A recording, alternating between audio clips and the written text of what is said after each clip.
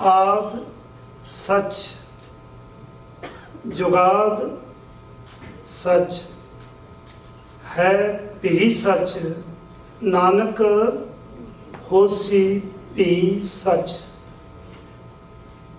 सिख धर्म की नींह ही सच तो रखी गई है, एक तो रखी गई है। सिख सच तो जदों मुनकर हुंदा है ना, फिर ये दर दी ठोकर खांदा है, फिर ये डेरियां च जाएगा क्योंकि सच तो भटक गया है। फिर मनुख दे लड़ लगेगा सच तो भटक गया है। फिर किसी संत महापुरुष सो काल ब्रह्म ज्ञानी को जाएगा क्योंकि सच तो भटक गया। डॉक्टर साहब जिक्र कर रहे सी 365.14 दिन साल दे विच हुंदे ने। जे असीं इस सच नूं मुनकर मनण तो इनकारी हाँ, फिर मेरा ख्याल है रब ही रखा है। 50 वरियां दी मेहनत सरदार पाल सिंह पुरेवाल ने कीती होवे। मैं कई बारी हैरान होना, ਜਿਹੜੇ ਸਾਡੇ खास मेहमान ने उन्होंने बाद मैं जिक्र करांगा। दुनिया भर की मुस्लिम कम्यूनिटी ने उन्होंने वालों बनाया होया हिजरी कैलेंडर प्रवान किया है क्योंकि उन्होंने विद्वता नूं पहचान लिया है। डॉक्टर प्रगट सिंह पुरजी बच्चों के माहर ने, स्पैशलिस्ट ने, हर महीने के दूजे शनिवार नूं प्रोग्राम दे विच मेरे नाल के गलबात करते हैं रिसर्च बेस के उत्ते। मैडिकल जर्नल की कहता है, दुनिया की साइंस कित्थे जा रही है। अज कोई कह रहा कि कोविड का टीका लगना चाहिए, कोई कहता नहीं, साइंस की कह रही है।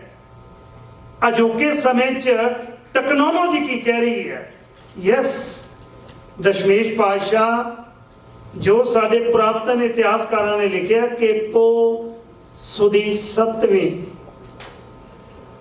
मैं थोड़ा जिहा टाइम तुहाडा रेडियो ते तां लेना इत्थे तुहाडे सन्मुख होया क्योंकि अखां च अखां पा के गल्लां कर रहे हैं। पंजाबी यूनिवर्सिटी पटियाला तो एक बड़े विद्वान आए, मेरे सामने बैठे स्टूडियो दे विच ते गल कर रहे, कहंदे जी पो सुदी 7वीं नूं तुहानूं मुश्किल की है गुरु साहब का गुरपुरब मनाउण लगे। मैं कहा जी बिल्कुल मैनूं कोई मुश्किल नहीं, तुसी दसोगे तुसी कदों मनाउने हो। मैनूं अज भी याद है, कहंदा जी मैं 13 दसंबर नूं, मैं कहा दसंबर नहीं, किन्नी सुदी 8वीं नूं मनाउने हो, ये दसो, ये दसो तुसी किहड़ी वधी ते सुदी नूं मनाउने, ये दसो। उदों साडे वेले बहुतिआं ने आने टके देखे हुए ने, शायद देखे होने सारिआं ने, शेर देखे हुए ने। अज शेर नहीं है, अज टका नहीं है, अज आना नहीं, अज धेला नहीं है। टेक्नोलॉजी बदल गई। कि असी समय दे हानी नहीं हो सकते? जे समय दे हानी नहीं हो सकते फिर असी दूजे धर्मां नालों बहुत पिछे चले जावांगे। पिछा खिंचू लोग तुहानूं पिछे ले जाणगे। डॉक्टर पाल सिंह पुरेवाल की कीती हुई मेहनत नूं सलूट है, सलाम है। मैं उन्होंने लाइब्रेरी से जाके दर्शन किए ने। जे तुहाडे कोल जिउंदे जी किसी को समा होवे एडमिंटन गया तो देख के आयो। 400 साल पुरानियां जंतरियां उन्हां कोल पईयां ने, जिथों उन्होंने खोज करके दस्सिया कि मेरे बापू का जन्म किहड़े वार, किहड़ी तिथ नूं, किहड़ी दिशा दे विच, सूरज किधर सी, चंद्रमा किधर सी होया। एक एक गल तत्थां दे आधार ते साइंटिफिकली पॉइंट ऑफ व्यू नाल कढी है। श्रोमणी गुरुद्वारा प्रबंधक कमेटी, श्रोमणी अकाली दल, अकाल तखत साहब ते धार्मिक जथेबंदियां सारियां शामिल सी। सिर्फ 2 व्यक्ति सन जिन्हां नूं वारा नहीं सी खांदा। माफ करना, मैं बिल्कुल सच दस रहा। 2 दर्जन तो वध मीटिंगां अकाल तखत ते हुंदियां ने। 24 तो वध विद्वान एक नहीं पता नहीं कितनी मीटिंगां दे विच बैठदे ने, फैसला करते हैं कि पाल सिंह पुरेवाल वाला नानकशाही कैलेंडर ठीक है, कुछ गलतियां सन 3 तरीका दियां, होला महला, बंदी छोड़, ਤੇ ਗੁਰੂ ਗੋਬਿੰਦ ਸਿੰਘ ਮਹਾਰਾਜ ਜੀ ਦਾ ਪ੍ਰਕਾਸ਼ ਦਿਹਾੜਾ ਤੇ ਗੁਰੂ ਨਾਨਕ ਪਾਤਸ਼ਾਹ ਦਾ ਪ੍ਰਕਾਸ਼ ਦਿਹਾੜਾ 2020 ਚ ਫਿਕਸ ਕਰਨਾ ਸੀ, ਕਰ ਦਿੱਤਾ ਉਹਨਾਂ ਨੇ। ਪਰ ਇਹ ਗੱਲ ਤੁਹਾਡੇ ਸਾਹਮਣੇ ਮੈਂ ਦੱਸਦੇ ਹਾਂ, ਜੋਗਿੰਦਰ ਸਿੰਘ ਵਦਾਂਤੀ ਅਕਾਲ ਤਖਤ ਦੇ ਜਥੇਦਾਰ ਰਹੇ ਨੇ, ਉਹਨਾਂ ਦਾ ਪੀਏ ਉਹਨਾਂ ਦਾ ਆਪਣਾ ਰਿਸ਼ਤੇਦਾਰ ਸੀ, ਬਹੁਤਿਆਂ ਨੂੰ ਪਤਾ ਹੈ। ਉਸ ਪੀਏ ਨੇ ਮੇਰੇ ਕੋਲ ਲਾਈਵ ਚੱਲਦੇ ਸ਼ੋਅ ਦੇ ਵਿੱਚ ਆ ਕੇ ਜ਼ਿਕਰ ਕੀਤਾ ਕਿ ਜਦੋਂ ਨਾਨਕ ਸ਼ਾਹੀ ਕੈਲੰਡਰ ਬਣ ਗਿਆ ਸੀ, ਉਹਨੂੰ ਖਤਮ ਕਰ ਲਈ ਆਰਐਸਐਸ ਦਾ ਕਰਿੰਦਾ ਰੁਲਦੂ ਸਿੰਘ, ਜਿਹੜਾ ਅੱਜ ਸੰਸਾਰ ਦੇ ਵਿੱਚ ਨਹੀਂ, ਅਕਾਲ ਤਖਤ ਤੇ ਆ ਕੇ ਮੈਨੂੰ ਕਹਿੰਦਾ ਕਿ ਇਹ ਕੰਮ ਕਰਨਾ ਹੈ। ਉਹ ਕਹਿੰਦਾ ਜੀ ਤੂੰ ਕੌਣ ਹੈ? ਕਹਿੰਦਾ ਤੈਨੂੰ ਇਹ ਨਹੀਂ ਪਤਾ ਮੈਂ ਕੌਣ ਆ? ਅਕਾਲ ਤਖਤ ਤੇ ਮੇਰਾ ਹੁਕਮ ਚੱਲਦਾ ਹੈ, ਆ ਕੁਛ ਹੋਣਾ। ਕਹਿੰਦਾ ਜੀ ਬਿਲਕੁਲ ਮੈਂ ਤੁਹਾਡੀ ਗੱਲ ਮੰਨਣ ਲਈ ਤਿਆਰ ਨਹੀਂ। ਇੱਕ ਹਫ਼ਤੇ ਬਾਅਦ ਜਥੇਦਾਰ ਜੋਗਿੰਦਰ ਸਿੰਘ ਵੈਦਾਂਤੀ ਤੇ ਉਹਨਾਂ ਦੇ ਪੀਏ ਨੂੰ ਕਸ਼ਹਿਰਾ ਪੰਨਾ ਫੜਾ ਕੇ ਘਰੇ ਤੋਰ ਦਿੱਤਾ ਸੀ, ਘਰੇ ਚੱਲੋ, ਤੁਹਾਡਾ ਇੱਥੇ ਕੰਮ ਨਹੀਂ। ਤੁਹਾਨੂੰ ਮੂਲ ਨਾਨਕਸ਼ਾਹੀ ਕੈਲੰਡਰ ਦੇ ਨਾਲ ਸਿੱਖਾਂ ਦੀ ਆਪਣੀ ਹੋਂਦ ਬਣਦੀ ਹੈ, ਸਿੱਖਾਂ ਦੀ ਆਪਣੀ ਪਹਿਚਾਣ ਬਣਦੀ ਹੈ, ਸਿੱਖਾਂ ਦਾ ਆਪਣਾ ਕੈਲੰਡਰ ਬਣਦਾ ਹੈ। ਮੈਂ ਵਾਰ-ਵਾਰ ਕਿਉਂ ਕਰਵਾਉਣਾ? ਮੈਂ ਕਿਸੇ ਧਰਮ ਦੇ ਖਿਲਾਫ ਨਹੀਂ। ਹਰ ਵਾਰੀ ਸ਼੍ਰੋਮਣੀ ਗੁਰਦੁਆਰਾ ਪ੍ਰਬੰਧਕ ਕਮੇਟੀ ਨੂੰ ਕੁਰਾਲੀ ਤੇ ਮੁਰਿੰਡੇ ਵਾਲੇ ਪੰਡਤਾਂ ਕੋ ਜਾ ਕੇ ਪੁੱਛਣਾ ਪੈਂਦਾ ਹੈ। ਖਾਲਸਾ ਹੀਰਾ ਜੰਤਰੀ ਕੋ ਖਾਲਸਾ ਨਹੀਂ ਜੇ ਬਣਾਉਂਦਾ, ਕੁਰਾਲੀ ਵਾਲੇ ਪੰਡਤ ਬਣਾਉਂਦੇ ਨੇ ਦਿਸ਼ਾਵਾਂ ਦੇਖ ਕੇ। ਜੇ ਸਾਡੀ ਸਭ ਤੋਂ ਉੱਤਮ ਕਮੇਟੀ ਪੰਡਤਾਂ ਨੂੰ ਜਾ ਕੇ ਪੁੱਛਦੀ ਹੈ ਕਿ ਗੁਰਪੁਰਬ ਕਦੋਂ ਮਨਾਉਣੇ ਨੇ, ਫਿਰ ਮੇਰਾ ਖਿਆਲ ਹੈ ਸਿੱਖ ਸੁੱਤਾ ਰਵੇ, ਸੱਚ ਦੇ ਉੱਤੇ ਪਹਿਰਾ ਨਾ ਦੇਵੇ, ਪੜ੍ਹੇ ਰੋਜ਼ ਕਿ ਆਦ ਸੱਚ ਜੁਗਾਦ ਸੱਚ ਹੈ ਵੀ ਸੱਚ, ਨਾਨਕ ਹੋਸੀ ਵੀ ਸੱਚ। ਪੜ੍ਹ ਰੋਜ਼ ਰਿਹਾ ਤੇ ਸੱਚ ਤੇ ਪਹਿਰਾ ਬਾਹਰੋਂ ਆ ਕੇ ਦੇਣਾ। ਇਸ ਕਰਕੇ ਮੇਰੀ ਹੱਥ ਬਣ ਕੇ ਬੇਨਤੀ ਹੈ, ਮੈਂ ਮੁਬਾਰਕਬਾਦ ਦੇਣਾ ਪੰਜਾਬ ਦੇ ਵਿੱਚ doctor Atinderpal Singh member parliament ਰਹੇ ਨੇ। ਅੱਜ ਉਹਨਾਂ ਨੇ 28 ਤੋਂ ਵੱਧ ਜਥੇਬੰਦੀਆਂ ਪੰਜਾਬ ਦੀਆਂ ਇਕੱਠੀਆਂ ਕਰਕੇ ਕੇਂਦਰੀ ਸ਼੍ਰੀ ਗੁਰੂ ਸਿੰਘ ਸਭਾ ਚੰਡੀਗੜ੍ਹ ਦੇ ਵਿੱਚ 14 ਤਰੀਕ ਨੂੰ ਗੁਰੂ ਨਾਨਕ ਪਾਤਸ਼ਾਹ ਦਾ ਪ੍ਰਕਾਸ਼ ਪੁਰਬ ਮਨਾਉਣ ਦਾ ਐਲਾਨ ਕੀਤਾ ਔਰ ਪਹੁੰਚ ਰਹੇ ਨੇ ਵੱਡੀ ਤਾਦਾਦ ਦੇ ਵਿੱਚ। ਜਰਮਨੀ ਦੇ ਵਿੱਚ ਗੁਰਦੁਆਰਾ ਸਿੱਖ ਸੈਂਟਰ ਹੈ ਫਰੈਂਕਫਰਟ ਦੇ ਵਿੱਚ, ਉਹਨਾਂ ਨੇ ਐਲਾਨ ਕਰ ਦਿੱਤਾ ਹੈ ਕਿ ਅਸੀਂ ਗੁਰੂ ਨਾਨਕ ਪਾਤਸ਼ਾਹ ਦਾ ਪ੍ਰਕਾਸ਼ ਪੁਰਬ ਜਿਹੜਾ ਅਸਲ ਦਿਹਾੜਾ ਹੈ ਉਸ ਮੁਤਾਬਕ ਮਨਾਉਣਾ ਹੈ। ਸਿੰਗਾਪੁਰ ਵਾਲੇ ਜਿਹੜਾ ਕਿ ਸਿਲਕ ਰੋਡ ਦੇ ਵਿੱਚ ਹੈ ਗੁਰਦੁਆਰਾ, ਉੱਥੇ ਵੀ ਉਹਨਾਂ ਨੇ ਕਿਹਾ ਕਿ ਅਸੀਂ 15 ਅਪ੍ਰੈਲ ਨੂੰ ਮਨਾਉਣਾ, ਕਿਉਂਕਿ ਜਿਉਂ-ਜਿਉਂ ਛੁੱਟੀਆਂ, ਜਿਵੇਂ ਅਸੀਂ 10 ਤਰੀਕ ਨੂੰ ਮਨਾ ਰਹੇ ਹਾਂ। 16 ਅਪ੍ਰੈਲ ਨੂੰ ਮਲੇਸ਼ੀਆ ਦੇ ਵਿੱਚ ਜਿਹੜਾ ਸਭ ਤੋਂ ਵੱਡਾ ਗੁਰਦੁਆਰਾ ਹੈ, ਗੁਰਦੁਆਰਾ ਸਾਹਿਬ ਪਾਰਲੀਮੈਂਟ ਕੁਆਲਾਲੰਪੁਰ ਦੇ ਵਿੱਚ, ਉੱਥੇ ਮਨਾਇਆ ਜਾ ਰਿਹਾ ਹੈ। ਬਰਤਾਨੀਆ ਦੇ ਵਿੱਚ ਸੈਂਟ ਐਂਡਰਿਊ ਚਰਚ ਜਿਹੜਾ ਇਲਫੋਰਡ ਦੇ ਵਿੱਚ ਹੈ, ਉੱਥੇ ਮਨਾਇਆ ਜਾ ਰਿਹਾ 16 ਤਰੀਕ ਨੂੰ। ਅਮਰੀਕਾ ਦੀਆਂ ਜਥੇਬੰਦੀਆਂ ਇਕੱਠੀਆਂ ਹੋ ਕੇ ਗੁਰਦੁਆਰਾ ਟੈਂਪਾ ਜਿਹੜਾ ਫਲੋਰੀਡਾ ਦੇ ਵਿੱਚ, ਉੱਥੇ ਮਨਾ ਰਹੇ ਨੇ। ਗੁਰਦੁਆਰਾ ਸਿੰਘ ਸਭਾ 14 ਤਰੀਕ ਨੂੰ ਮਨਾ ਰਹੇ ਹੈ। ਕੀ ਗੱਲ ਅਸੀਂ ਸੱਚ ਦਾ ਸਾਥ ਦੇਣਾ? ਮੈਂ ਨਹੀਂ ਕਹਿ ਰਿਹਾ, ਤੁਹਾਡੀ ਆਪਣੀ ਸੋਚ ਹੈ। ਜੇ ਆਰਐਸਐਸ ਚਾਹੁੰਦੀ ਹੈ ਕਿ ਅਸੀਂ ਕੈਲੰਡਰ ਲਾਗੂ ਨਹੀਂ ਹੋਣ ਦੇਣਾ, ਇਹਦਾ ਮਤਲਬ ਅਸੀਂ ਮੰਨ ਲਈਏ। ਪੰਜਾਬ ਦੇ ਲੋਕਾਂ ਨੇ ਦੇਖ ਲਿਆ ਕਿ ਗੁਰੂ ਗ੍ਰੰਥ ਸਾਹਿਬ ਦੀਆਂ ਬੇਅਦਬੀਆਂ ਪ੍ਰਕਾਸ਼ ਸਿੰਘ ਬਾਦਲ ਤੇ ਉਹਨਾਂ ਦੀ ਸਰਕਾਰ ਨੇ ਕਰਾਈਆਂ ਨੇ। ਲੋਕੀ ਦਿਲ ਦੇ ਅੰਦਰ ਘੁੱਟ ਭਰ ਕੇ ਕੌੜਾ ਬੈਠੇ ਰਹੇ, ਕਿਉਂਕਿ ਕੈਪਟਨ ਨੇ ਆਦ ਸੱਚ ਜੁਗਾਦ ਸੱਚ ਦੀ ਸਹੁੰ ਖਾ ਲਈ ਸੀ ਕਿ ਮੈਂ ਫੈਸਲਾ ਕਰਾਂਗਾ। ਕੀਤਾ ਨਹੀਂ ਉਹਨੇ। ਲੋਕਾਂ ਨੇ ਕਿਹਾ ਕੋਈ ਨਹੀਂ, ਹੁਣ ਵਾਰੀ ਤੁਹਾਡੀ ਵੀ ਗਈ, ਬਦਲਾਓ ਲਿਆਂਦਾ। ਅੱਜ ਬਦਲਾਓ ਦੀ ਲੋੜ ਹੈ। ਮੇਰੇ ਗ੍ਰੈਂਡ ਕਿਡ ਪੁੱਛਦੇ ਨੇ, ਦਾਦਾ ਜੀ ਨਾਨਾ ਜੀ ਆ ਗੂਗਲ ਤਾਂ ਇਹ ਕਹਿੰਦਾ ਮੈਂ ਸਰਚ ਮਾਰੀ ਹੈ ਗੁਰੂ ਗੋਬਿੰਦ ਸਿੰਘ ਮਹਾਰਾਜ ਜੀ ਦਾ ਪ੍ਰਕਾਸ਼ ਦਿਹਾੜਾ, ਪਤਾ ਨਹੀਂ ਲੱਗ ਰਿਹਾ ਕਦੋਂ ਹੈ। ਪਾਰਲੀਮੈਂਟ ਦੇ ਵਿੱਚ ਜਾਓ, ਪ੍ਰਧਾਨ ਮੰਤਰੀ ਸਾਹਿਬ ਨੂੰ ਕਹੋ ਜੀ ਅਸੀਂ ਗੁਰੂ ਗੋਬਿੰਦ ਸਿੰਘ ਜੀ ਦੀ ਛੁੱਟੀ ਕਰਾਉਣੀ ਹੈ ਪ੍ਰਕਾਸ਼ ਦਿਹਾੜੇ ਦੀ, ਕਿਸੇ ਕੋਲ ਦਿਨ ਹੈ ਨਹੀਂ। ਇਹ ਦੁਖਾਂਤ ਹੈ। ਇਸ ਕਰਕੇ ਕੈਨੇਡੀਅਨ ਸਿੱਖ ਸਟੱਡੀ ਤੇ ਟੀਚਿੰਗ ਸੁਸਾਇਟੀ ਨੇ ਜਿਹੜਾ ਉਪਰਾਲਾ ਕੀਤਾ ਹੈ, ਮੈਂ ਧੰਨਵਾਦੀ ਹਾਂ। ਸੱਚ ਦੇ ਉੱਤੇ ਡਟ ਕੇ ਪਹਿਰਾ ਦਈਏ। ਜੇ ਗੁਰਬਾਣੀ ਸੱਚ ਹੈ, ਇਤਿਹਾਸ ਕਿਸੇ ਕਵੀ ਗਿਆਨ ਸਿੰਘ ਦਾ ਲਿਖਿਆ ਹੋਇਆ, ਸੰਤੋਖ ਸਿੰਘ ਦਾ ਲਿਖਿਆ ਹੋਇਆ ਜਾਂ ਕਿਸੇ ਹੋਰ ਲੱਲੇ ਭੱਬੇ ਦਾ ਲਿਖਿਆ ਤਾਂ ਝੂਠਾ ਹੋ ਸਕਦਾ ਹੈ, ਪਰ ਆਦ ਸੱਚ ਵਾਲਾ ਕਦੇ ਝੂਠਾ ਨਹੀਂ ਹੋ ਸਕਦਾ। ਆਪਾਂ ਉੱਤੇ ਪਹਿਰਾ ਦੇਣਾ। ਗੁਰਬਾਣੀ ਅਨੁਸਾਰ ਜਿਹੜੀਆਂ ਰੁੱਤਾਂ ਆਉਂਦੀਆਂ ਨੇ उन्होंने मुख रख के सरदार पाल सिंह पुरेवाल ने कैलेंडर बनाया। इस कैलेंडर की विरोधता करने वाले दो पंथक विद्वान सन, अज मैं नाम ले ही गया। डॉक्टर अनुराग सिंह, वो व्यक्ति जिहदे पिता जी आप सिख रिसर्च बोर्ड के बकायदा मुखी रहे ने, आप भी रहा। वो कहते नहीं, मेरी आड़ी RSS वालियां वाल है, मेरी आड़ी अनपढ़ टोले दे नाल है, जिन्हां साधा ने गुरु ग्रंथ साहब नालों तोड़ के अपने खरौड़ियां नाल जुड़िया, उन्हां नाल मैं लागू नहीं होण देना। दूजे साडे मैथ दे सरी दे विद्वान ने परम सत्कारयोग सरदार निशान सिंह जी, मैं बहुत सत्कार करदा, बड़ी गुरसिख रूह है, पर उन्हां दा भी बड़ा बड़ा सहयोग रहा है कि लागू नहीं होण देना। मेरी विद्वता कित्थे जाएगी? फिर मैं भी तो विद्वान, आफ्टर ऑल मेरा भी तो नाम आना चाहिए ना कि मैं भी विद्वान हाँ, मेरा नाम आवे। मैं अज बकायदा अज के दिन ऐलान करा, 2 मुलाकातां कीतियां, मैं बेनती की, कर्नल साहब तुसी बड़े सुलझे हुए व्यक्ति हो, तुहाडा बड़ा सत्कार है। सरदार पाल सिंह पुरेवाल के हथ कंबदे ने, उन्होंने बुल हथ लाउंदे ने, तुसी किरपा करके अपने मन के शंके ना सामने बह के दूर करो। पर किसी गल का जवाब कनेडियन सिख स्टडी ते टीचिंग सोसाइटी च नहीं सी मिल सकिया। साडे तो बाद इकल्लियां ने आके सरी दे विच फिर रखिया, अपने बंदे नाल लिआंदे। माफ करना मैं गल्लां शरेआम, क्योंकि मेरा सुभाव है मैं लुको के नहीं रखता, मैं तो खुला शीशा हर गल सामने रखदा। कोई गल कर नहीं दिती बल्कि जवाब ना सकिया। रब दा ही वास्ता उस शख्सियत ने, थोड़े समय के मेहमान ने, दुनिया के इतिहास के विच उन्हां दा जिक्र आउंदा है, पर साडी कौम ना पछाण सकी। क्यों विसाख है, कत्तक नहीं?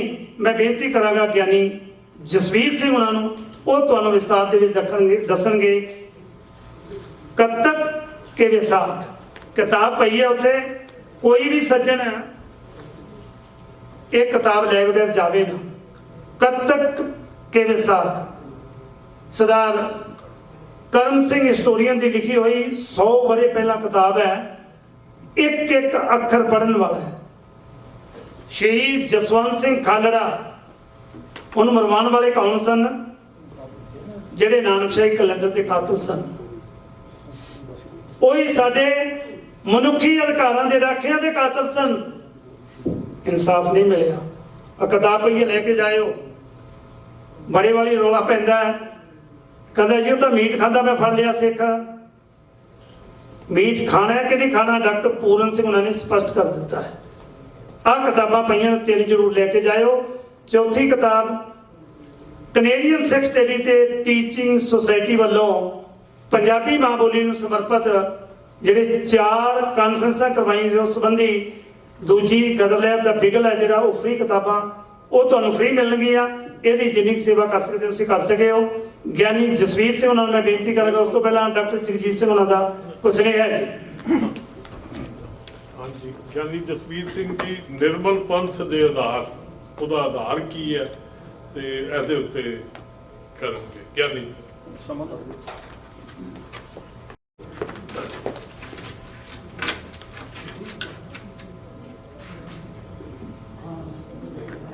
वाहिगुरू जी का खालसा वाहिगुरू जी की फतेह।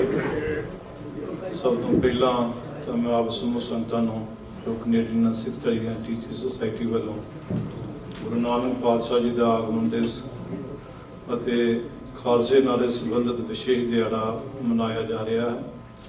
ਇਸ ਦੀ ਆਪ ਸਮੂਹ ਨੂੰ ਵਧਾਈ ਦੇਵਾਂ।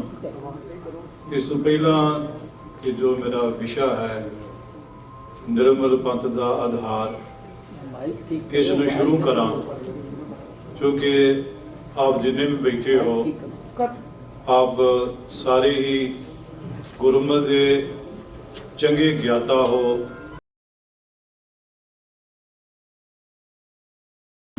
ਜੀਵਨ ਜੁਗਤ ਨੂੰ ਸਮਝਿਆ ਅਤੇ ਆਪਣੇ ਲਿਖਤਾਂ ਜਾਂ ਵਿਖਿਆਨਾਂ ਰਾਹੀਂ ਸਮਝਾਇਆ ਵੀ ਹੈ। ਔਰ ਫਿਰ ਇਹ ਸੁਸਾਇਟੀ ਨਾਲ ਸੰਬੰਧਿਤ ਹਰ ਜਿਹੜਾ ਮੈਂਬਰ ਹੈ ਉਹ ਤਾਂ ਇਸ ਵਿੱਚ ਸ਼ਾਮਲ ਹੀ ਹੈ, ਉਸ ਦੀ ਸ਼ਮੂਲੀਅਤ ਤਾਂ ਹੈ ਹੀ। ਇਸ ਲਈ ਮੈਂ ਸ਼ੁਰੂ ਵਿੱਚ ਇੱਕ ਗੱਲ ਜ਼ਰੂਰ ਸਪਸ਼ਟ ਕਰ ਦੇਵਾਂ ਤਾਂ ਕਿ ਇਸ ਪਲੇਟਫਾਰਮ ਤੋਂ ਕੋਈ ਗਲਤ ਮੈਸੇਜ ਨਾ ਜਾਵੇ। ਜੋ ਇਸ਼ਤਿਹਾਰ ਛਪਿਆ ਹੈ ਉਸ ਵਿੱਚ ਖਾਲਸੇ ਦਾ ਸੰਪੂਰਨ ਦਿਵਸ ਲਿਖਿਆ ਹੈ ਔਰ ਸ਼ੁਰੂ ਵਿੱਚ ਸਾਜਨਾ ਦਿਵਸ ਔਰ ਪ੍ਰਗਟ ਦਿਵਸ ਸ਼ਬਦ ਵਰਤੇ ਗਏ ਹਨ। ਤਾਂ ਮੈਂ ਥੋੜਾ ਜਿਹਾ ਜ਼ਰੂਰ ਇਸ ਸੰਬੰਧੀ 2 ਸ਼ਬਦ ਆਪ ਨਾਲ ਸਾਂਝੇ ਕਰਦਾ ਜਾਵਾਂ ਕਿ ਜਦੋਂ ਅਸੀਂ ਸੰਪੂਰਨ ਸ਼ਬਦ ਵਰਤਦੇ ਹਾਂ ਤਾਂ ਉਸ ਦਾ ਇੱਕ ਬੜਾ ਸੀਮਿਤ ਜਿਹਾ ਅਰਥ ਹੈ। ਇਸ ਦਾ ਇਹ ਬਿਲਕੁਲ ਭਾਵ ਨਹੀਂ ਕਿ ਪਹਿਲਾਂ ਜਿਹੜਾ ਨਿਰਮਲ ਪੰਥ ਹੈ ਉਹ ਅਧੂਰਾ ਸੀ ਜਾਂ ਉਸ ਵਿੱਚ ਕੋਈ ਘਾਟ ਸੀ, ਉਸ ਵਿੱਚ ਕੋਈ ਕਮੀ ਸੀ। ਸਾਨੂੰ ਇਹ ਗੱਲ ਨਹੀਂ ਭੁੱਲਣੀ ਚਾਹੀਦੀ ਕਿ ਜੋ ਭਾਈ ਗੁਰਦਾਸ ਗੁਰੂ ਨਾਨਕ ਸਾਹਿਬ ਵਾਲੇ ਕਹਿੰਦੇ ਹਨ, ਮਾਰਿਆ ਸਿੱਖਾ ਜਗਤ ਵਿੱਚ ਨਾਨਕ ਨਿਰਮਲ ਪੰਥ ਚਲਾਇਆ, ਜਾਂ ਸ਼ਬਦ ਜਿਤੀ ਸੁਧ ਮੰਡਲੀ ਕੀ ਤੁਸ ਆਪਣਾ ਪੰਥ ਨਿਰਾਲਾ। ਐਸਾ ਨਹੀਂ ਕਿ ਉਸ ਵਿੱਚ ਕੋਈ ਕਮੀ ਰਹਿ ਗਈ ਸੀ, ਕੋਈ ਉਸ ਵਿੱਚ ਘਾਟ ਸੀ, ਕੋਈ ਉਸ ਦਾ ਪੱਖ ਊਣਾ ਸੀ। ਇਹ ਠੀਕ ਹੈ, ਸਾਡੇ ਬਹੁਤ ਸਾਰੇ ਵਿਦਵਾਨਾਂ ਨੇ ਜਦੋਂ ਬਾਕੀ ਗੁਰੂ ਸਾਹਿਬਾਨ ਦਾ ਜ਼ਿਕਰ ਕੀਤਾ ਹੈ ਤਾਂ ਉਹਨਾਂ ਨੇ ਵੱਖੋ ਵੱਖਰੇ ਗੁਰੂ ਸਾਹਿਬਾਨ ਵੱਲੋਂ ਜੋ ਵੱਖੋ ਵੱਖਰਾ ਰੰਗ ਭਰਿਆ ਗਿਆ ਉਸ ਰੰਗ ਦੀ ਗੱਲ ਕੀਤੀ ਹੈ। ਪਰ ਗੁਰੂ ਨਾਨਕ ਸਾਹਿਬ ਬਾਰੇ ਸਾਨੂੰ ਇਹ ਗੱਲ ਬਿਲਕੁਲ ਸਪਸ਼ਟ ਹੋਣੀ ਚਾਹੀਦੀ ਹੈ ਕਿ ਜਿਸ ਸਿੱਖ ਧਰਮ ਦੀ ਜੋ ਨੀਂਹ ਹੈ, ਚਾਹੇ ਉਹ ਨਿਰਮਲ ਪੰਥ ਆਖੀਏ, ਖਾਲਸਾ ਪੰਥ ਆਖੀਏ, ਉਹ ਗੁਰੂ ਨਾਨਕ ਸਾਹਿਬ ਤੇ ਹਰ ਪੱਖੋਂ ਮੁਕੰਮਲ ਹੈ। ਉਸ ਵਿੱਚ ਕੋਈ ਊਣਾਪਨ ਨਹੀਂ, ਕੋਈ ਘਾਟ ਨਹੀਂ, ਉਸ ਦਾ ਪੱਖ ਅਧੂਰਾ ਨਹੀਂ। ਗੁਰੂ ਸਾਹਿਬਾਨ ਨੇ, ਬਾਕੀ ਗੁਰੂ ਸਾਹਿਬਾਨ ਨੇ ਆਪੋ ਆਪਣੇ ਸਮੇਂ ਉਸੇ ਗੁਰੂ ਨਾਨਕ ਪਾਤਸ਼ਾਹ ਜੀ ਦਾ ਅਸੀਂ ਕਹਿੰਦੇ ਹਾਂ ਕਿ ਸਾਡੇ 10 ਗੁਰੂ ਸਾਹਿਬਾਨ ਇੱਕੋ ਜੋਤ ਅਤੇ ਜੁਗਤ ਦੇ ਧਾਰਨੀ ਸਨ ਅਤੇ ਉਹ ਜੁਗਤ ਜਿਹੜੀ ਹੈ ਉਹ ਅੱਜ ਦੇ ਦਿਹਾੜੇ ਗੁਰੂ ਗੋਬਿੰਦ ਸਿੰਘ ਮਹਾਰਾਜ ਖਾਲਸੇ ਨੂੰ ਬਖਸ਼ਿਸ਼ ਕਰਦੇ ਹਨ। ਜਦੋਂ ਅਸੀਂ ਇਸ ਪੱਖੋਂ ਗੱਲ ਕਰਦੇ ਹਾਂ ਤਾਂ ਇਸ ਨੂੰ ਅਸੀਂ ਸੰਪੂਰਨਤਾ ਆਖਦੇ ਹਾਂ, ਨਾ ਕਿ ਇਸ ਪੱਖੋਂ ਕਿ ਖਾਲਸਾ ਜਿਹੜਾ ਆ ਉਸ ਵਿੱਚ ਕੋਈ ਘਾਟ ਸੀ, ਉਹ ਅਧੂਰਾ ਸੀ ਔਰ ਇੱਥੇ ਆ ਕੇ ਉਹ ਮੁਕੰਮਲ ਹੋਇਆ। ਨਹੀਂ, ਮੁਕੰਮਲ ਤਾਂ ਗੁਰੂ ਨਾਨਕ ਪਾਤਸ਼ਾਹ ਦੇ ਉਸ ਮਹਾਨ ਫਲਸਫੇ ਨਾਲ ਹੀ ਸੰਪੂਰਨ ਹੁੰਦਾ ਹੈ। ਐਸਾ ਨਹੀਂ ਕਿ ਜਿਹੜੇ ਪਹਿਲੇ ਸਿੱਖ ਸਨ ਉਹ ਅਧੂਰੇ ਸਨ, ਉਹਨਾਂ ਵਿੱਚ ਕੋਈ ਘਾਟ ਸੀ, ਉਹ ਪੂਰਨਤਾ ਦੀ ਤੀਸੀ ਤੱਕ ਨਹੀਂ ਸਨ ਅੱਪੜ ਸਕੇ। ਹਾਂ, ਜੇਕਰ ਉਹੀ ਵਿਅਕਤੀ ਗੁਰੂ ਨਾਨਕ ਸਾਹਿਬ ਦੇ ਸਮੇਂ ਤੋਂ ਲੈ ਕੇ ਗੁਰੂ ਗੋਬਿੰਦ ਸਿੰਘ ਮਹਾਰਾਜ ਤੱਕ ਉਹੀ ਵਿਅਕਤੀ ਰਹਿੰਦਾ ਤਾਂ ਅਸੀਂ ਕਹਿ ਸਕਦੇ ਸੀ, ਮੰਨਣਯੋਗ ਸੀ ਕਿ ਉਹਨਾਂ ਵਿੱਚ ਸਹਿਜੇ ਸਹਿਜੇ ਸੁਧਾਰ ਹੋਇਆ। ਪਰ ਉਹ ਰੂਹਾਂ ਤਾਂ ਪਹਿਲਾਂ ਜਾ ਚੁੱਕੀਆਂ ਹਨ, ਉਹ ਅਧੂਰੀਆਂ ਨਹੀਂ ਗਈਆਂ, ਉਹ ਮੁਕੰਮਲ ਹੀ ਸਨ ਔਰ ਹਰ ਪੱਖੋਂ ਮੁਕੰਮਲ ਸਨ। ਤਾਂ ਸਾਨੂੰ ਇਹ ਗੱਲ ਜਦੋਂ ਅਸੀਂ ਸੰਪੂਰਨਤਾ ਸ਼ਬਦ ਵਰਤਦੇ ਹਾਂ ਤਾਂ ਸਾਨੂੰ ਉਸ ਜੁਗਤ ਵੱਲ ਧਿਆਨ ਦੇਣ ਦੀ ਲੋੜ ਹੈ। ਔਰ ਗੁਰੂ ਗੋਬਿੰਦ ਸਿੰਘ ਮਹਾਰਾਜ ਨੇ ਇਹ ਜਿਹੜੀ ਜੁਗਤੀ ਹੈ ਦੇ ਦਿਹਾੜੇ ਜਦੋਂ ਖਾਲਸੇ ਪੰਜ ਪਿਆਰਿਆਂ ਦੀ ਚੋਣ ਕੀਤੀ ਹੈ, ਖੰਡੇ ਦੀ ਪੌਲ ਬਖਸ਼ਿਸ਼ ਕੀਤੀ ਹੈ, ਤਾਂ ਆਪਾਂ ਜਾਣਦੇ ਹਾਂ ਕਿ ਫਿਰ ਵੀ ਗੁਰੂ ਗੋਬਿੰਦ ਸਿੰਘ ਮਹਾਰਾਜ ਜਿਨ੍ਹਾਂ ਚਿਰ ਸਰੀਰ ਵਿੱਚ ਰਹੇ ਤਾਂ ਉਹ ਇਸ ਯੁੱਗ ਦੇ ਵਰਤਾਰੇ ਦੀ ਵੀ ਅਗਵਾਈ ਕਰਦੇ ਰਹੇ। ਅਸੀਂ ਇਤਿਹਾਸ ਵਿੱਚ ਪੜ੍ਹਦੇ ਹਾਂ ਕਿ ਜਦੋਂ ਦਾਦੂ ਦੁਆਰੇ ਵਿੱਚ ਦਸ਼ਮੇਸ਼ ਪਾਤਸ਼ਾਹ ਆਪ ਨੇ ਇਸ ਖਾਲਸੇ ਨੂੰ, ਜਿਸ ਨੂੰ ਜੁਗਤੀ ਦਾ ਅਧਿਕਾਰ ਬਖਸ਼ਿਆ ਹੈ, ਤਾਂ ਆਪ ਨੇ ਉਸ ਦੀ ਪਰਖ ਕਰਨ ਲਈ ਆਪ ਆਪਣੇ ਤੀਰ ਨੂੰ ਝੁਕਾਉਂਦੇ ਹਨ, ਨਮਸਕਾਰ ਕਰਦੇ ਹਨ, ਤਾਂ ਖਾਲਸਾ ਖੜਾ ਹੋ ਜਾਂਦਾ ਹੈ, ਹਜ਼ੂਰ ਪ੍ਰਸੰਨਤਾ ਜ਼ਾਹਰ ਕਰਦੇ ਹਨ। ਇਹ ਉਸ ਜੀਵਨ ਜੁਗਤ ਦੀ ਜੀਵਨ ਜੋ ਜੋਤ ਹੈ ਉਹ ਗੁਰੂ ਗ੍ਰੰਥ ਸਾਹਿਬ ਜੀ ਹਨ। ਇਸ ਲਈ ਜਦੋਂ ਅਸੀਂ ਖਾਲਸੇ ਦੀ ਗੱਲ ਕਰਦੇ ਹਾਂ ਤਾਂ ਖਾਲਸੇ ਦੀ ਹੋਂਦ ਗੁਰੂ ਗ੍ਰੰਥ ਸਾਹਿਬ ਤੋਂ ਬਿਨਾਂ ਜ਼ੀਰੋ ਹੈ, ਉਸ ਦੀ ਕੋਈ ਵੈਲਿਊ ਨਹੀਂ ਜੇਕਰ ਉਸ ਵਿੱਚ ਜੋਤ ਦਾ ਪ੍ਰਕਾਸ਼ ਨਹੀਂ। ਇਸ ਲਈ ਅਸੀਂ ਕਹਿੰਦੇ ਹਾਂ ਕਿ ਖਾਲਸਾ ਪੰਥ ਗੁਰੂ ਗ੍ਰੰਥ ਸਾਹਿਬ ਦੀ ਤਾਬਿਆ ਵਿੱਚ ਗੁਰੂ ਪੰਥ ਹੈ। ਜੇਕਰ ਗੁਰੂ ਮੰਨਦੀ ਹੈ ਤੇ ਖਾਲਸੇ ਦੀ ਕੋਈ ਹੋਂਦ ਨਹੀਂ।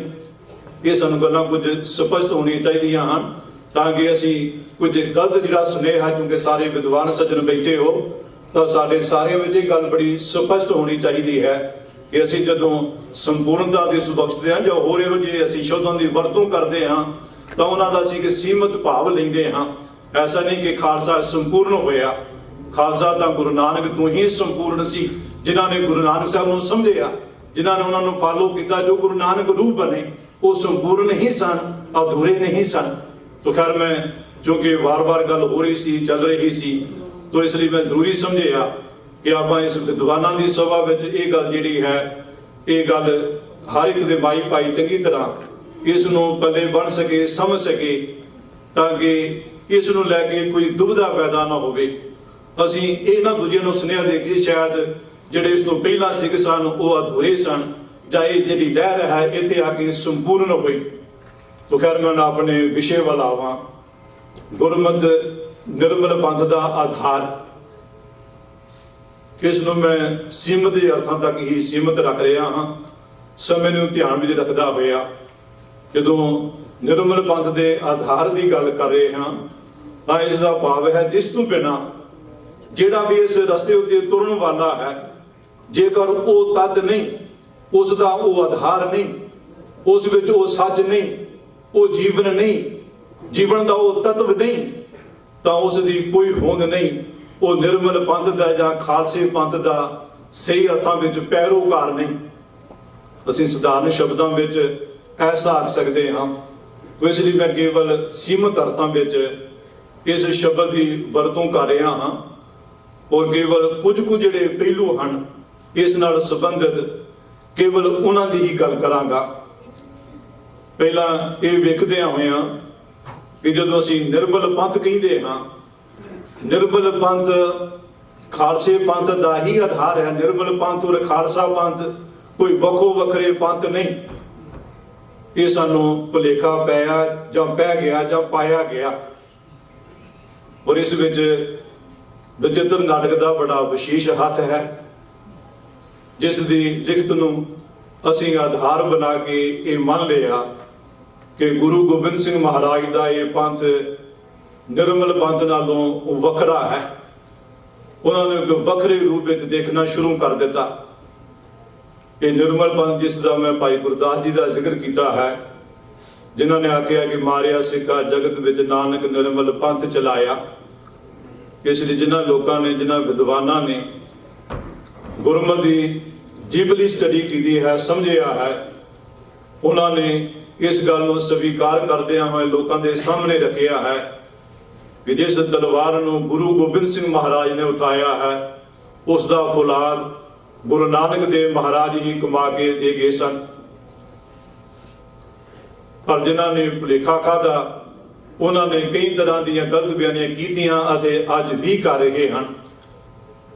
ਔਰ ਇਹ ਇੰਨੀਆਂ ਜ਼ਿਆਦਾ ਗਲਤਫਹਿਮੀਆਂ ਦਾ ਅਸੀਂ ਸ਼ਿਕਾਰ ਹੋ ਗਏ ਤੇ ਇਵਨ ਇੱਥੋਂ ਦੇ ਜਿਹੜੇ ਨੌਜਵਾਨ ਹਨ ਉਹ ਵੀ ਕਈ ਵਾਰ ਇਸ ਗਲਤਫਹਿਮੀ ਦਾ ਸ਼ਿਕਾਰ ਹੋਣ ਕਾਰਨ ਜਿਨ੍ਹਾਂ ਨੇ ਕੇਸ ਰੱਖੇ ਹਨ ਉਹਨਾਂ ਬਾਰੇ ਸਮਝਦੇ ਹਨ ਕਿ ਗੁਰੂ ਗੋਬਿੰਦ ਸਿੰਘ ਦੇ ਸਿੰਘ ਹਨ। ਜਿਨ੍ਹਾਂ ਨੇ ਕੇਸ ਨਹੀਂ ਰੱਖੇ ਹੋਏ ਉਹਨਾਂ ਬਾਰੇ ਸਮਝਦੇ ਹਨ ਕਿ ਗੁਰੂ ਨਾਨਕ ਦੇ ਸਿੱਖ ਹਨ, ਜੋ ਵੀ ਆਪਣੇ ਆਪ ਨੂੰ ਕਹਿੰਦੇ ਅਸੀਂ ਗੁਰੂ ਨਾਨਕ ਦੇ ਸਿੱਖ ਹਾਂ। ਅਸੀਂ ਸਿੱਖੀ ਨੂੰ ਕਈ ਰੂਪਾਂ ਵਿੱਚ ਵੰਡ ਲਿਆ। ਅਸੀਂ ਜਦੋਂ ਨਿਰਮਲ ਪੰਥ ਦੀ ਗੱਲ ਕਰਦੇ ਹਾਂ ਤਾਂ ਅਸੀਂ ਇਸ ਗੱਲ ਨੂੰ ਵੀ ਧਿਆਨ ਵਿੱਚ ਰੱਖਣਾ ਹੈ ਕਿ ਸਿੱਖ ਸਿੱਖ ਹੈ, ਪਰ ਪਹਿਲਾਂ ਅਸੀਂ ਜ਼ਾਤਪਾਤ ਜਿਹੜੀ ਹੈ ਉਹ ਛੱਡੀ ਨਹੀਂ ਕਿ ਮਜ਼ਹਬੀ ਸਿੱਖ ਹੈ, ਤਖਾਣ ਸਿੱਖ ਹੈ, ਜੱਟ ਸਿੱਖ ਹੈ, ਪਾਪਾ ਸਿੱਖ ਹੈ। ਸਿੱਖ ਸਿੱਖ ਹੈ। ਸਿੱਖ ਜੱਟ ਨਹੀਂ, ਸਿੱਖ ਮਜ਼ਹਬੀ ਨਹੀਂ, ਸਿੱਖ ਤਖਾਣ ਨਹੀਂ, ਸਿੱਖ ਸਿੱਖ ਹੈ। ਜੇਕਰ ਅਸੀਂ ਇਸ ਦੇ ਅੱਜ ਵੀ ਧਾਰਨੀ ਹਾਂ, ਸਾਡੀ ਸਿੱਖ ਦੀ ਪਹਿਚਾਣ ਸਾਡੀ ਜਾਤ, ਸਾਡੀ ਪਿਛੋਕੜ ਨਾਲ ਜੁੜੀ ਹੈ, ਤਾਂ ਇਹਦਾ ਬੜਾ ਸਿੱਧਾ ਸਪਸ਼ਟ ਅਰਥ ਹੈ ਅਸੀਂ ਗੁਰੂ ਨਾਨਕ ਦੇ ਪੰਥ ਦੇ ਧਾਰਨੀ ਨਹੀਂ ਬਣੇ। ਅਸੀਂ ਉਸ ਨਿਰਮਲ ਪੰਥ ਨੂੰ ਨਹੀਂ ਸਮਝਿਆ। ਸਾਡਾ ਕੋਈ ਪੰਥ ਹੋਰ ਹੈ, ਨਿਰਮਲ ਪੰਥ ਨਹੀਂ। ਤੋ ਬੱਚਿਆਂ ਵਿੱਚ ਵੀ ਇਹ ਜਿਹੜੀ ਇੱਥੋਂ ਤੱਕ ਇਹ ਗੱਲ ਘਰ ਕਰ ਗਈ ਕਿ ਗੁਰੂ ਨਾਨਕ ਦੇ ਸਿੱਖ ਵੱਖਰੇ ਹਨ ਅਤੇ ਗੁਰੂ ਗੋਬਿੰਦ ਸਿੰਘ ਮਹਾਰਾਜ ਦੇ ਸਿੱਖ ਵੱਖਰੇ ਹਨ। ਪਰ ਮੈਂ ਇਹ ਨਹੀਂ ਬੇਨਤੀ ਕਰਾਂ ਕਿ ਗੁਰੂ ਨਾਨਕ ਦੇ ਸਿੱਖ ਹੀ ਬਾਕੀ ਗੁਰੂ ਸਾਹਿਬਾਨ ਦੇ ਸਮੇਂ ਜਿਹੜੇ ਸਿੱਖ ਬਣੇ, ਕੇਵਲ ਇਤਿਹਾਸਕ ਪੱਖੋਂ ਅਸੀਂ ਇਹ ਸ਼ੁੱਧ ਵਰਤ ਲੈਂਦੇ ਹਾਂ ਕਿ ਅਮਕਾ ਸਿੱਖ ਗੁਰੂ ਅਰਜਨ ਸਾਹਿਬ ਦਾ ਸਿੱਖ ਬਣਿਆ। ਉਸ ਦਾ ਇੰਨਾ ਹੀ ਭਾਵ ਹੈ ਕਿ ਉਸ ਸਮੇਂ ਉਹ ਗੁਰੂ ਨਾਨਕ ਦੀ ਸਿੱਖੀ ਨੂੰ ਧਾਰਨ ਕਰਨ ਵਾਲਾ ਬਣਿਆ।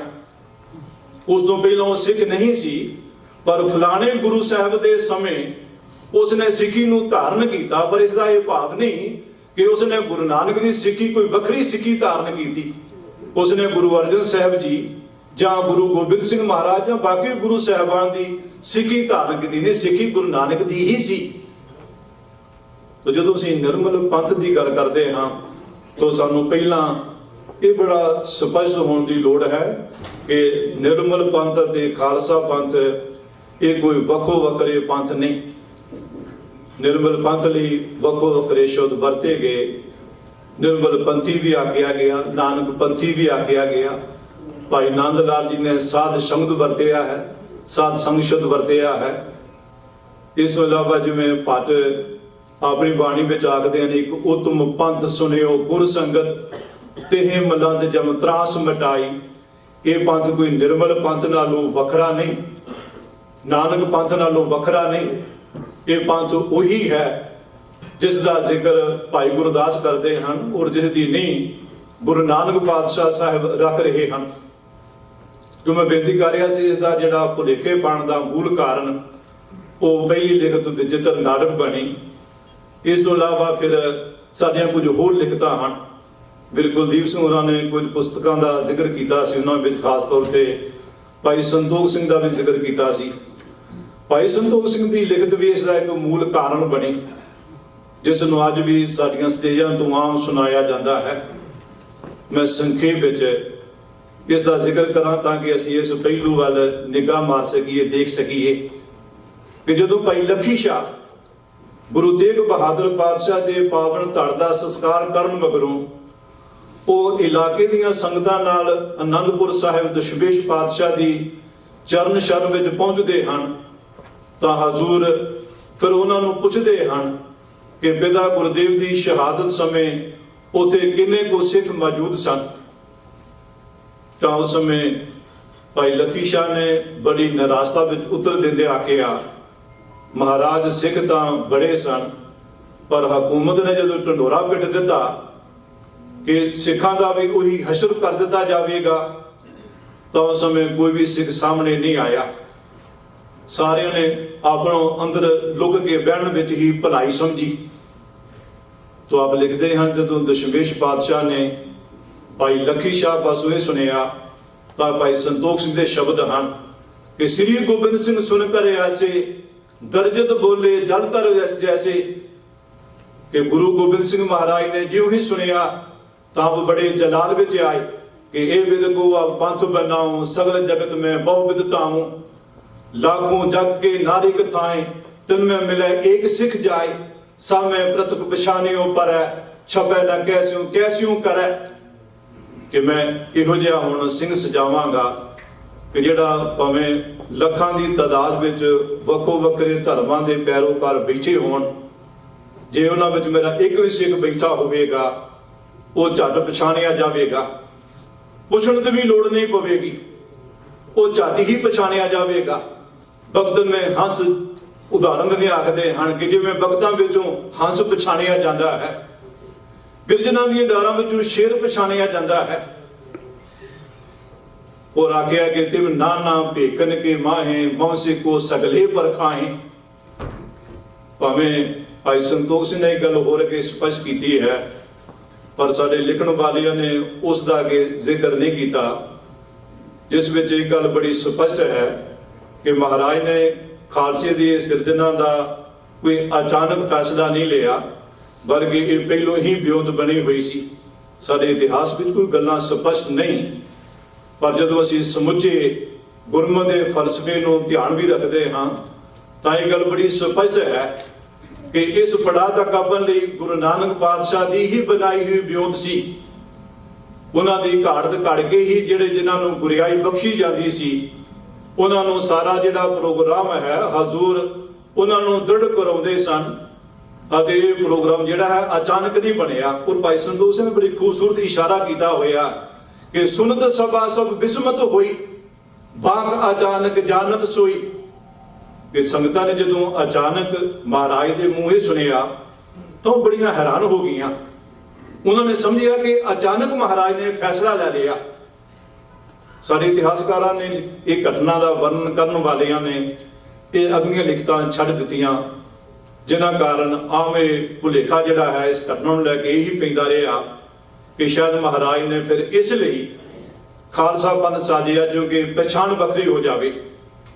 आपां देखते हाँ कई बार ये कहण की लोड़ नहीं कि साडे विच अज किन्ने सिख हन ਜਿਨ੍ਹਾਂ ਦਾ ਮੁਹਾਂਦਰਾ ਸਿੱਖਾਂ ਵਰਗਾ ਹੈ ਪਰ ਸਿੱਖੀ ਤੋਂ ਕੋਹਾਂ ਦੂਰ ਹਨ।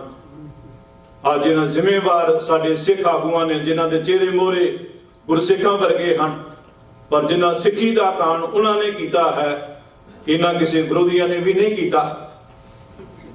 ਇਹ ਇਸ ਸੋਚ ਦਾ ਨਤੀਜਾ ਹੈ ਕਿ ਨਿਰਮਲ ਪੰਥ ਦਾ ਆਧਾਰ ਕੇਵਲ ਜਿਹੜਾ ਹੈ ਉਹ ਭੇਖ ਤੱਕ ਹੀ ਸੀਮਿਤ ਰਹਿਣ ਦਿੱਤਾ ਗਿਆ।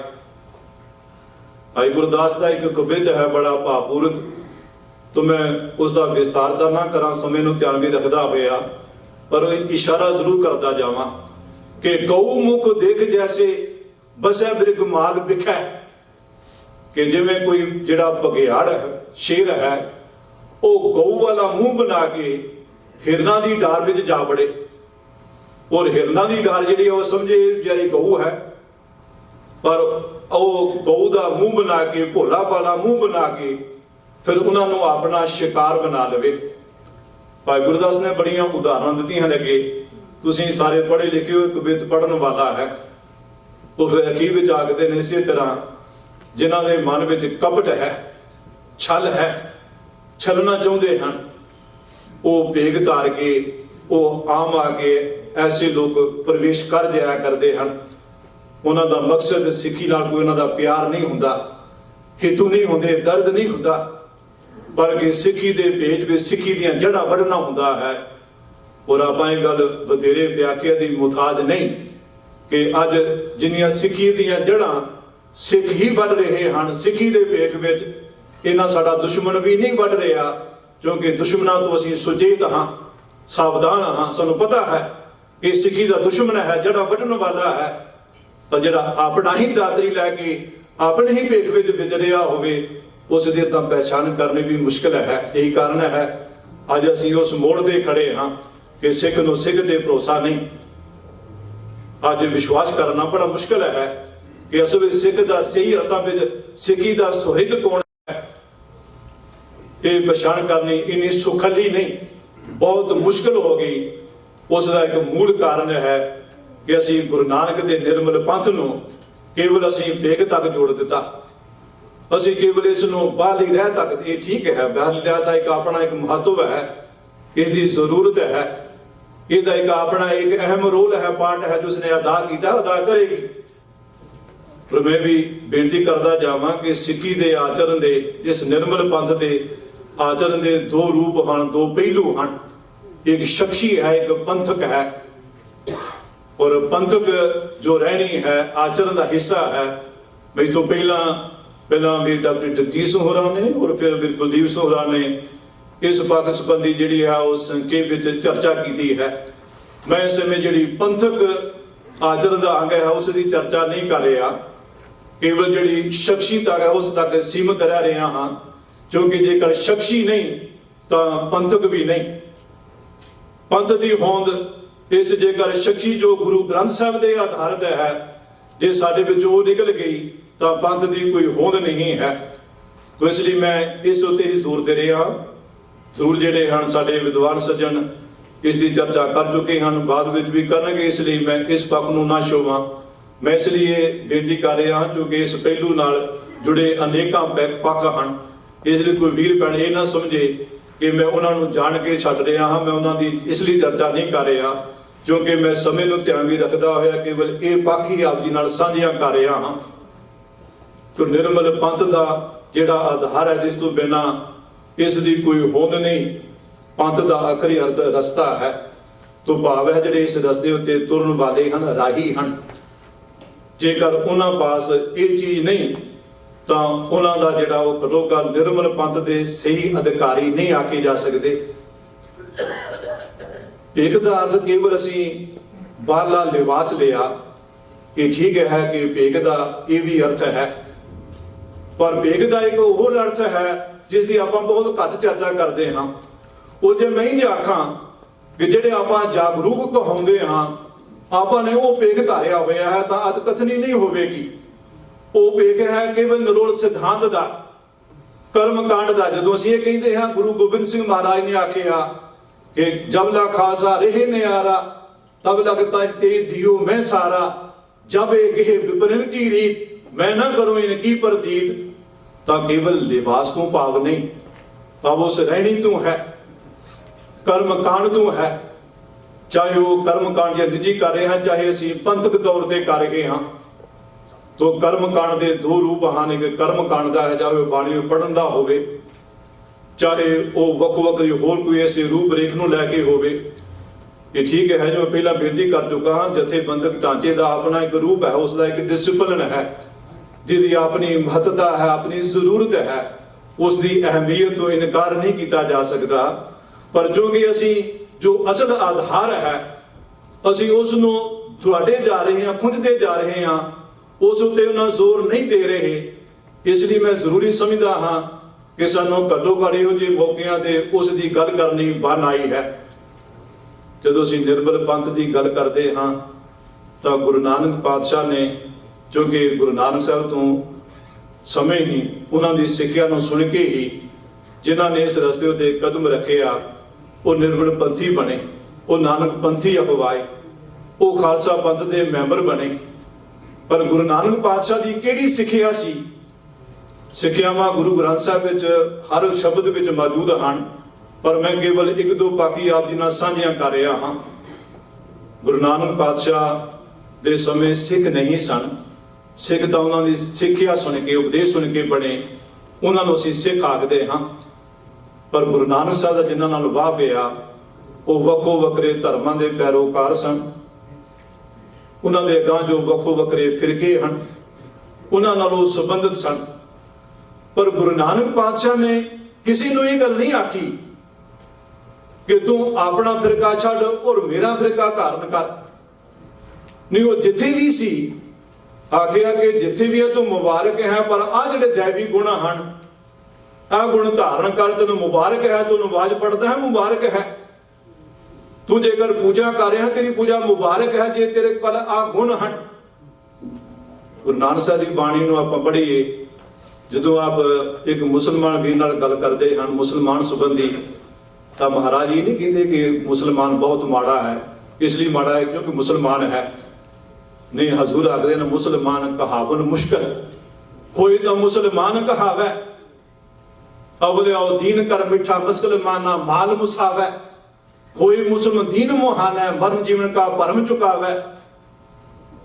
ਔਰ ਧਿਆਨ ਰਹੇ ਗੁਰੂ ਨਾਨਕ ਸਾਹਿਬ ਜੋ ਕਿ ਸੱਚੇ ਮੁਸਲਮਾਨ ਦੀ ਪਰਿਭਾਸ਼ਾ ਕਰ ਰਹੇ ਹਨ, ਇੱਕ ਸੱਚੇ ਹਿੰਦੂ ਦੀ ਵੀ ਉਹੀ ਕਰ ਰਹੇ ਹਨ। ਜਦੋਂ ਇੱਕ ਹਿੰਦੂ ਦਾ ਜੋ ਕਰਮ ਕਾਂਡੀ ਗੱਲ ਕਰਦੇ ਹਨ, ਉਹ ਆਖਦੇ ਹਨ ਮੈਂ ਨਹੀਂ ਕਹਿੰਦਾ ਤੂੰ ਵਰਤ ਨਾ ਰੱਖ, ਮੁਬਾਰਕ ਹੈ ਰੱਖ, ਪਰ ਜੇ ਤੇਰੇ ਕੋਲ ਆਹ ਵਰਤ ਨਹੀਂ, ਸੱਚ ਵਰਤ ਸੰਤੋਖ ਤੀਰਥ ਗਿਆਨ ਧਿਆਨ ਇਸ਼ਨਾਨ ਦਇਆ ਦੇਵਤਾ ਖਿਮਾ ਜਪ ਮਾਲੀ ਤੇ ਮਾਨਸ ਪ੍ਰਧਾਨ ਜੁਗਤ ਧੋਤੀ ਸੁਰਤ ਚੌਂਕਾ ਤਿਲਕ ਕਰਨੀ ਹੋਏ ਭਉ ਭੋਜਨ ਨਾਨਕਾ ਦਿਲ ਲਾਥਾਂ ਕੋਈ ਕੋਈ। ਆਖਦੇ ਨਾ ਸੱਚ ਦਾ ਵਰਤ, ਸੰਤੋਖ ਦਾ ਤੀਰਥ, ਗਿਆਨ ਧਿਆਨ ਦਾ ਇਸ਼ਨਾਨ। ਕੋਈ ਨਹੀਂ ਆਖਦੇ ਤੂੰ ਧੋਤੀ ਨਾ ਪਾ, ਤੂੰ ਤਿਲਕ ਨਾ ਲਾ ਦੇ, ਤੈਨੂੰ ਦਾਣਾ ਮੁਬਾਰਕ ਹੈ, ਪਰ ਜੇਕਰ ਸੱਚੀ ਕਰਨ ਦਾ ਤਿਲਕ ਤੇਰੇ ਕੋਲ ਨਹੀਂ ਤਾਂ ਤੇਰੇ ਇਸ ਤਿਲਕ ਦਾ ਕੋਈ ਆਧਾਰ ਨਹੀਂ, ਇਸ ਦੀ ਕੋਈ ਮਹੱਤਤਾ ਨਹੀਂ।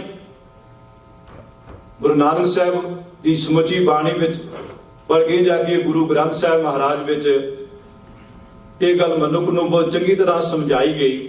ਉਹ ਜਿਹੜਾ ਇਸ ਨਿਰਮਲ ਪੰਥ ਦਾ ਇੱਕ ਮੂਲ ਆਧਾਰ ਹੈ ਕਿ ਕਿਸੇ ਨੂੰ ਇਹ ਨਹੀਂ ਆਖਿਆ ਕਿ ਤੂੰ ਇਸ ਧਰਮ ਨੂੰ ਅਪਣਾਓ, ਇਸ ਧਰਮ ਨੂੰ ਅਪਣਾਇਆ ਹੀ ਤੇਰੀ ਕਲਿਆਣ ਹੈ। ਆਖਿਆ ਪਹਿਲਾਂ ਤੂੰ ਇਨਸਾਨ ਬਣ, ਜੇ ਤੇਰੇ ਕੋਲ ਇਨਸਾਨੀਅਤ ਨਹੀਂ ਤਾਂ ਭਾਵੇਂ ਕਿਸੇ ਵੀ ਧਰਮ ਦਾ ਲੇਬਲ ਲਾ ਲੈ, ਤੂੰ ਰੱਬ ਦੀ ਦਰਗਾਹ ਵਿੱਚ ਪ੍ਰਵਾਨ ਨਹੀਂ, ਰੱਬ ਦੀ ਨਜ਼ਰ ਵਿੱਚ ਤੇਰਾ ਕੋਈ ਮੁੱਲ ਨਹੀਂ। ਆਪਾਂ ਇਹ ਸਾਰਾ ਪੜ੍ਹਦੇ ਹਾਂ ਕਿ ਭਾਈ ਗੁਰਦਾਸ ਗੁਰੂ ਨਾਨਕ ਸਾਹਿਬ ਮਹਾਰਾਜ ਬਾਰੇ ਜਦੋਂ ਜ਼ਿਕਰ ਕਰਦੇ ਹਨ, ਕਾਬੇ ਵਿਖੇ ਹਜ਼ੂਰ ਦੀ ਜਦੋਂ ਗੋਸ਼ਟੀ ਹੁੰਦੀ ਹੈ ਤਾਂ ਪੁੱਛਣ ਫੋਲ ਕਿਤਾਬ ਨੂੰ ਹਿੰਦੂ ਵੱਡਾ ਕੇ ਮੁਸਲਮਾਨ ਹੋਈ, ਤਾਂ ਗੁਰੂ ਨਾਨਕ ਸਾਹਿਬ ਦਾ ਉੱਤਰ ਸੀ ਸ਼ੁਭ ਅਮਲਾ ਬਾਜੂ ਦੋਨੋਂ ਰੋਈ। ਇਹ ਗੱਲ ਸਾਨੂੰ ਵੀ ਮੰਨਣ ਯੋਗ ਹੈ, ਸਾਡੇ ਲਈ ਵੀ ਹੈ ਕਿ ਜੇਕਰ ਸਾਡੇ ਪਾਸ ਉਹ ਆਚਰਨ ਨਹੀਂ, ਸਿੱਖੀ ਦਾ ਜੋ ਮੂਲ ਹੈ ਉਹ ਨਹੀਂ, ਤਾਂ ਜਿਹੜਾ ਬਾਕੀ ਸਭ ਕੁਝ ਢਾਂਚਾ ਹੈ ਉਸ ਦਾ ਕੋਈ ਵਜੂਦ ਨਹੀਂ। ਕੌਮਾਂ ਜਿਉਂਦੀਆਂ ਹਨ ਜਦੋਂ ਉਹ ਕੇਵਲ ਕਰਮ ਕਾਂਡਾਂ ਨੂੰ ਹੀ ਸਭ ਕੁਝ ਮੰਨ ਕੇ ਬਹਿ ਜਾਣ, ਉਹਨਾਂ ਕੌਮਾਂ ਦਾ ਮੌਜਾ ਵਜੂਦ ਹੈ ਉਹ ਦੁਨੀਆ ਦੇ ਤਖਤੇ ਤੱਕ ਹਮੇਸ਼ਾ ਮਿਟ ਜਾਇਆ ਕਰਦਾ ਹੈ। ਜਾਂ ਖੋਖਲਾਪਨ ਰਹਿ ਕੇ ਕੇਵਲ ਖਾਣ ਪੀਣ ਔਰ ਪਹਿਨਣ ਤੱਕ ਹੀ ਸੀਮਤ ਰਹਿੰਦਾ ਹੈ। ਇਸ ਦੇ ਪੱਖ ਤਾਂ ਕਈ ਹਨ, ਕਿਉਂਕਿ ਹੋਰ ਬਹੁਤ ਸਾਰੇ ਵਿਦਵਾਨ ਸੱਜਣ ਬੈਠੇ ਹਨ, ਭੈਣ ਜੀ ਬੈਠੇ ਹਨ। ਅਸੀਂ ਇਹਨਾਂ ਤੋਂ ਵੀ ਲਾਭ ਉਠਾਉਣਾ, ਇਸ ਲਈ ਇੱਕ ਦੋ ਜੋ ਜ਼ਰੂਰੀ ਗੱਲਾਂ ਹੋਰ ਇਸ ਵਿਸ਼ੇ ਨਾਲ ਸੰਬੰਧਿਤ ਹਨ, ਮੈਂ ਉਹ ਬਹੁਤ ਸਾਰਿਆਂ ਨੂੰ ਛੱਡਦਾ ਹੋਇਆ ਕੇਵਲ ਉਹਨਾਂ ਵੱਲ ਆਵਾਂ। ਇਸ ਨਿਰਮਲ ਪੰਥ ਬਾਰੇ ਇਹ ਗੱਲ ਸਾਨੂੰ ਹੋਰ ਸਮਝਣ ਯੋਗ ਹੈ ਕਿ ਇਸ ਦਾ ਜਿਹੜਾ ਪੰਥੀ ਹੈ ਉਸ ਦਾ ਸੰਬੰਧ ਜਨਮ ਨਾਲ ਨਹੀਂ, ਜਨਮ ਤੋਂ ਕੋਈ ਸਿੱਖ ਨਹੀਂ। ਸਿੱਖੀ ਸਿੱਖਿਆ ਗੁਰੂ ਵਿਚਾਰ ਨਦਰੀ ਕਰਮ ਲੰਗਾਏ ਪਾਰ ਨਾਲ ਹੈ। ਅਸੀਂ ਦੇਖਦੇ ਹਾਂ ਕਿ ਜਿਹੜੇ ਸਾਡੇ ਪੰਥ ਦੇ ਕਈ ਬੜੀਆਂ ਮਹਾਨ ਹਸਤੀਆਂ ਹਨ ਜਿਨ੍ਹਾਂ ਦਾ ਬੜਾ ਯੋਗਦਾਨ ਹੈ, ਜਿਨ੍ਹਾਂ ਸਿੱਖੀ ਕਮਾਈ ਹੈ, ਪਰ ਉਹਨਾਂ ਦੀ ਸੰਤਾਨ ਵੈਸੀ ਨਹੀਂ ਨਿਕਲੀ। ਅਸੀਂ ਉਹਨਾਂ ਨੂੰ ਮਿਹਣੇ ਮਾਰਨ ਲੱਗ ਪੈਂਦੇ ਹਾਂ। ਸਿੱਖੀ ਤਾਂ ਮਹਾਰਾਜ ਨੇ ਸਾਡੇ ਨਾਲ ਸੰਬੰਧਿਤ ਹੈ। ਇਹ ਠੀਕ ਹੈ ਕਿ ਜਨਮ ਦੇ ਨਾਲ ਬਹੁਤ ਸਾਰੇ ਸੰਬੰਧ ਹਨ, ਕਈ ਕਾਰਨ ਹਨ। ਮੈਂ ਉਸ ਪਾਸੇ ਨਹੀਂ ਜਾ ਰਿਹਾ, ਮੈਂ ਕੇਵਲ ਇਸ਼ਾਰਾ ਹੀ ਕਰ ਰਿਹਾ ਹਾਂ ਕਿ ਇਸ ਲਈ ਆਖਿਆ ਜਾਂਦਾ ਹਰ ਧਰਮ ਵਿੱਚ ਲਗਭਗ ਐਸਾ ਵਿਸ਼ਵਾਸ ਹੈ ਕਿ ਜਿਹੜੇ ਜਿਸਨੂੰ ਅਸੀਂ ਜਨਮ ਸੰਸਕਾਰ ਆਖਦੇ ਹਾਂ, ਧਾਰਮਿਕ ਸੰਸਕਾਰ ਆਖਦੇ ਹਾਂ, ਦੂਜਾ ਜਨਮ ਇਸ ਨੂੰ ਆਖਿਆ ਜਾਂਦਾ ਹੈ। ਤੋ ਨਿਰਮਲ ਪੰਥ ਦਾ ਧਾਰਨੀ ਬਣਨ ਲਈ ਕੇਵਲ ਸਿੱਖ ਦੇ ਘਰ ਜਨਮ ਲੈਣਾ ਹੀ ਕਾਫੀ ਨਹੀਂ, ਬਲਕਿ ਸਿੱਖੀ ਨੂੰ ਕਮਾਉਣਾ ਇਸ ਦੀ ਮੂਲ ਸ਼ਰਤ ਹੈ। ਅਤੇ ਉਹੀ ਜਿਹੜਾ ਹੈ ਸਹੀ ਅਰਥਾਂ ਵਿੱਚ ਇਸ ਖਾਲਸੇ ਪੰਥ ਦਾ ਜਿਹੜਾ ਉਹ ਪੈਰੋਕਾਰ ਹੈ, ਇਸ ਰਸਤੇ ਦਾ ਸਹੀ ਅਰਥਾਂ ਵਿੱਚ ਰਾਹੀ ਹੈ। ਅਸੀਂ ਦੇਖਦੇ ਹਾਂ, ਮੈਂ ਪੜ੍ਹਿਆ ਸੀ ਇੱਕ ਪੁਸਤਕ ਕਬੀਰ ਦੀ, ਤੋਂ ਯਹੂਦੀਆਂ ਬਾਰੇ ਗੱਲ ਕਰਦਾ ਹੈ। ਆਖਦਾ ਹੈ ਮੂਸਾ ਜੀ ਨੇ 10 ਜਿਹੜੇ ਹੁਕਮਨਾਮੇ ਹਨ, ਹੁਕਮ ਹਨ, ਉਹਨਾਂ ਨੇ ਆਪਣੀ ਜਿਹੜੀ ਉਹਨਾਂ ਦੇ ਪੈਰੋਕਾਰ ਸਨ ਉਹਨਾਂ ਨੂੰ ਬਖਸ਼ਿਸ਼ ਕੀਤੇ ਬਈ ਆਹ ਜਿਹੜੇ 10 ਹੁਕਮ ਹਨ ਇਹ ਮੈਨੂੰ ਖੁਦਾ ਵੱਲੋਂ ਪ੍ਰਾਪਤ ਹੋਏ ਹਨ। ਪਰ ਈਸਵੀ ਦੇ ਸ਼ੁਰੂ ਵਿੱਚ ਉਹ ਜਿਹੜੇ 10 ਹੁਕਮਨਾਮੇ ਸਨ ਉਹ 2200 ਬਣ ਗਏ। ਹਰ ਧਰਮ ਦਾ ਇਤਿਹਾਸ ਹੈ, ਜਿਹੜਾ ਉਸ ਦਾ ਮੂਲ ਹੁੰਦਾ ਹੈ ਉਹ ਇੱਕ ਤੇ ਖੜਾ ਹੁੰਦਾ ਹੈ, ਪਰ ਸਮੇਂ ਨਾਲ ਉਸ ਵਿੱਚ ਵਾਧਾ ਹੁੰਦਾ ਹੁੰਦਾ ਹਰ ਧਰਮ ਵਿੱਚ ਸੰਪਰਦਾਵਾਂ ਦਿਨ ਬਰ ਦਿਨ ਵੱਧ ਰਹੀਆਂ ਹਨ। ਕ੍ਰਿਸਚੀਅਨਿਟੀ ਦੇ ਅੱਜ ਤੋਂ 15-20 ਸਾਲ ਪਹਿਲਾਂ ਕੋਈ 4400 ਸੈਕਟ ਸਨ, ਅੱਜ ਹੋ ਸਕਦਾ ਹੋਰ ਵੱਧ ਗਏ ਹੋਣ। ਯਹੂਦੀਆਂ ਦੇ ਮੁੱਖ 3 ਹਨ, ਪਰ ਉਹਨਾਂ ਦੀਆਂ ਅੱਗੇ ਅਨੇਕਾਂ ਸ਼ਾਖਾਵਾਂ ਹਨ। ਇਸੇ ਤਰ੍ਹਾਂ ਇਸਲਾਮ ਵਿੱਚ ਔਰ ਸਿੱਖਾਂ ਵਿੱਚ ਤਾਂ ਹਰ ਦਿਨ ਵੱਧਦੇ ਜਾ ਰਹੇ ਹਨ। ਪਰ ਜੇਕਰ ਮੂਲ ਜਿਹੜਾ ਹੈ ਇਹ ਸੁਭਾਵਿਕ ਹੈ, ਸਾਰਿਆਂ ਦੀ ਵਿਚਾਰਧਾਰਾ ਇੱਕ ਨਹੀਂ ਹੋ ਸਕਦੀ। ਕੋਈ ਕਿਸੇ ਤਰ੍ਹਾਂ ਉਚਾਰਨ ਸੰਬੰਧੀ ਮਤਭੇਦ ਪੈਦਾ ਹੋ ਜਾਂਦੇ ਹਨ, ਇੰਟਰਪ੍ਰੀਟੇਸ਼ਨ ਨੂੰ ਲੈ ਕੇ ਹੋ ਜਾਂਦੇ ਹਨ, ਖਾਣ ਪੀਣ ਨੂੰ ਲੈ ਕੇ ਹੋ ਜਾਂਦੇ ਹਨ। ਇਹਨਾਂ ਨੂੰ ਥੋੜੀ ਕਿਦਿਆਂ ਆਮ ਮਨੁੱਖ ਨੂੰ ਬਟਾਉਣਾ ਵੱਸ ਦੀ ਗੱਲ ਨਹੀਂ। ਪਰ ਅਸੀਂ ਕਿਉਂ ਨਾ ਗੁਰੂ ਨਾਨਕ ਪਾਤਸ਼ਾਹ ਦੇ ਉਸ ਫਾਰਮੂਲੇ ਨੂੰ ਅਪਣਾਈਏ ਜਿਸ ਵਿੱਚ ਕੇਵਲ ਕਰੈਕਟਰ ਹੀ ਮੁੱਖ ਰੱਖਿਆ ਗਿਆ ਹੈ, ਜਿਸ ਵਿੱਚ ਆਚਰਨ ਨੂੰ ਹੀ ਪ੍ਰਧਾਨਤਾ ਦਿੱਤੀ ਗਈ ਹੈ।